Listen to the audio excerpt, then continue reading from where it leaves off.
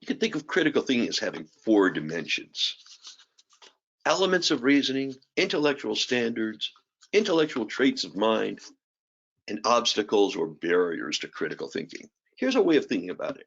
Critical thinking itself has 2 parts: the elements of reasoning and the standards of critical thinking. The elements of reasoning are the parts of thinking, and the standards are how well we think about it. Those you can think of as the 2 parts that constitute critical thinking. But when you engage in critical thinking, there's the person who's engaging in it. And the person who engages in it does so in a certain way.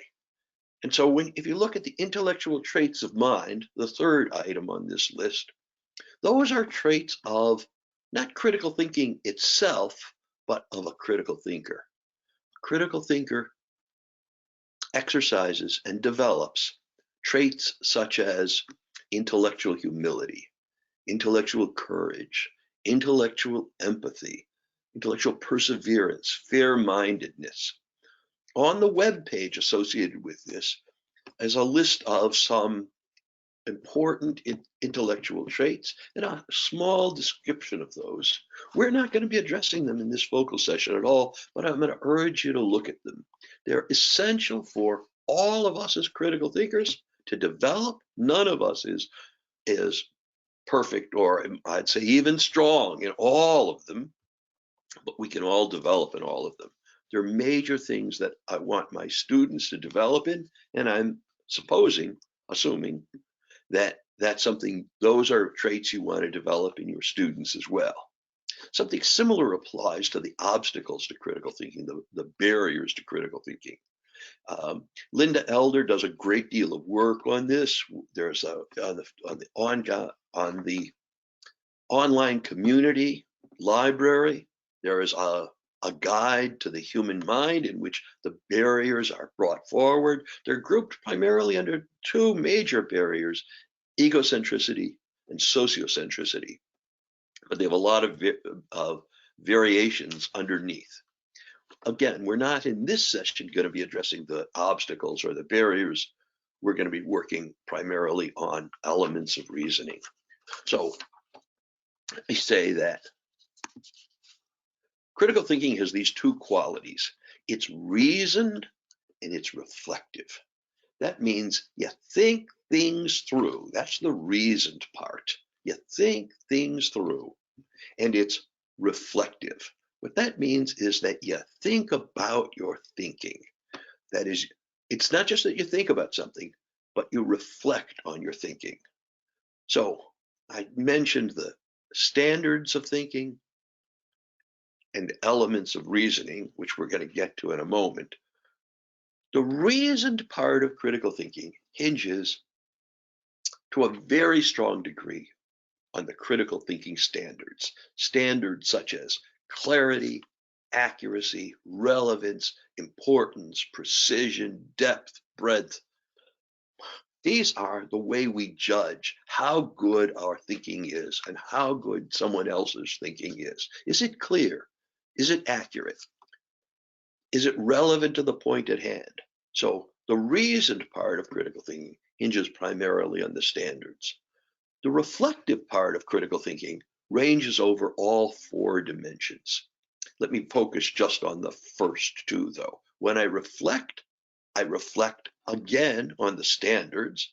I'm not only clear, but I ask myself, am I being clear? How could I be clearer? I'm not only accurate, but I'm wondering, how can I tell if what I'm saying is true? So I reflect on the standards, but I also reflect on the elements of reasoning. I ask myself, what are my assumptions in this? What are the implications and consequences of believing this or of learning this? What conclusions am I drawing? What conclusions should I be drawing? I can also, of course, reflect on the traits of mind. Am I exercising intellectual humility about this? And on the obstacles, I can ask myself, I can reflect on, well, is my egocentricity getting in the way of coming to justifiable conclusions here?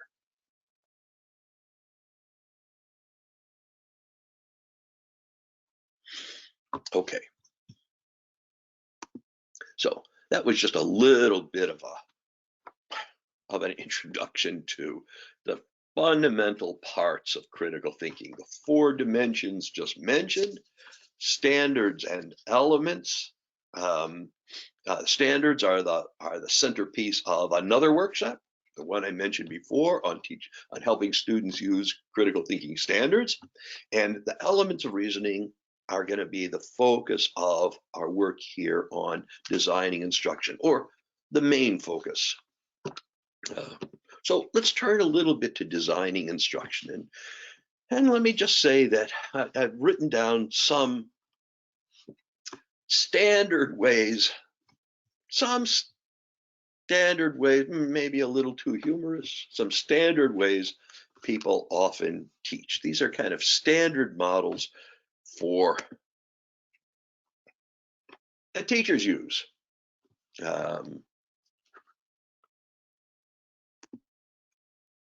Here's a standard model. Lecture for 50 minutes, then 10 minutes for questions, and you ask, are there any questions? Richard Paul always parodies this by saying, you lecture for 50 minutes, then you say, are there any questions? And you're on your way out the door. Meaning, if there are no questions, then you must be clear about it. And that's clearly wrong. If there are no questions, it's probably because you don't understand enough or deeply enough to be able to generate questions. Or maybe I'm just not giving you time to let the questions formulate in your mind because I'm giving you so much lecture that you're taking it down in your notes. That's one model, one standard model that unfortunately is still used in teaching. I think it's mostly used in higher ed, but it's still often used in secondary education as well. Here's another model, another standard model. This is one that's often in use in math courses, but also sometimes in aspects of science courses. And here's the model: problem, solve it, problem, solve it, problem, solve it. What you do in the class is you solve problems. Notice what it doesn't give you. It gives you no sense of the whole.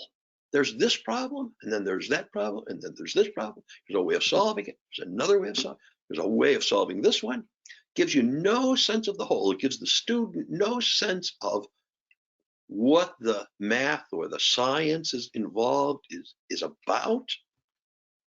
It also doesn't give you any sense of why you're doing it. Why are you solving it? Well, as a student, you know why you're solving it. The teacher says you got to solve it, and your grade or your mark depends on it. It's a standard way of teaching that has grave deficiencies. Here's another very different model of teaching. It's open discussion, where the teacher asks, what do you think? The student answers, and then the teacher says, oh, or a variant on there. What do you think? Oh. What do you think? Oh. What do you think? Oh. I'm parodying it. I'm making it humorous. But notice how dysfunctional it is from a critical thinking point of view. It partakes of active learning because it's open discussion. And I'm, of course, very much in favor of active learning, but I also find that active learning is oftentimes active mislearning. A says something, and sometimes B then learns from A, and people sometimes just trade their prejudices or their misinformation with one another. So active learning is sometimes active mislearning. But one of the things that's wrong with this from a critical thinking point of view is that there are no standards in it. What do you think? Oh, what do you think? Oh, it treats all views as having equal validity, and they don't. There's no attempt to say whether what you think is accurate. I'm not even asking you to act. I'm not even asking the person to think for herself or himself. Why do you think that what you think is accurate? Why do you believe that what you think is relevant to the issue we're discussing? So notice the standards don't come in. If I say, what do you think? And you then tell me, I'm the teacher. You then tell me what you think. Are you focusing on what's most important about the issue at hand? standards, importance, clarity, accuracy, relevance. They just don't come in open discussion. Sometimes teachers remedy this by giving a variant of open discussion. It's the same as open discussion, but asking why. What do you think? Why? Oh. What do you think? Why? Oh. Asking why does not make it critical thinking. Asking why just means you're saying more stuff. Again, the standards do not enter in. There's no weighing. There's no opportunity here for feedback. Finally, here's my last model. Engagement as an end in itself. Don't get me wrong. Engagement in a class is very important. I want students to be interested and involved in what they're learning. And I want that to persist long after the class is over. Engagement is important, but it's not an end in and of itself. I'll give you an example. My son was maybe in 5th grade, and they were learning about the breakup of the continent Pangaea. I think that was around 200 million years ago. And they had they had 2 pictures. One is of Pangaea, the supercontinent, and then today, 200 million years later, where you see how it's broken up. And then the question the teacher asked was, draw a map showing how you think the continents are going to look 200 million years from now. And my son had a wonderful time. He had India blazing up through Asia. He had these continents clashing with one another. And then they were supposed to color in the results, color in their continents when it was over. It was engagement. He was deeply engaged in it. He loved it. Was it learning? And I'd say no. I'd say more strongly than that. It's the opposite of learning. I think that what he got out of it is that his idea of what's going to happen to the continents 200 million years from now is just as good, just as valid as the views of geologists. So engagement, important, but not an end in and of itself.